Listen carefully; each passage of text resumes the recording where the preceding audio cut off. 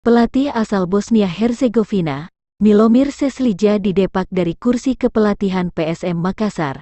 Kabar ini disampaikan langsung oleh Direktur Utama PSM Munafri Arifudin. Pria akrab disapa Api telah menunjuk Syamsuddin Batola sebagai caretaker pelatih. Batola akan melatih PSM sampai manajemen mendapatkan pelatih definitif.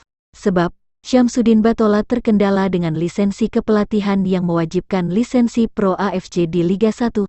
Syamsuddin Batola bakal mendampingi PSM ketika bersua Persipura Jayapura pada pekan ke-14 Liga 1, Sabtu, tanggal 27 November tahun 2021. Api mengaku, beberapa nama menjadi pertimbangan. Namun, ia masih enggan merinci nama maupun asal pelatih tersebut. Apakah pelatih lokal atau pelatih asing?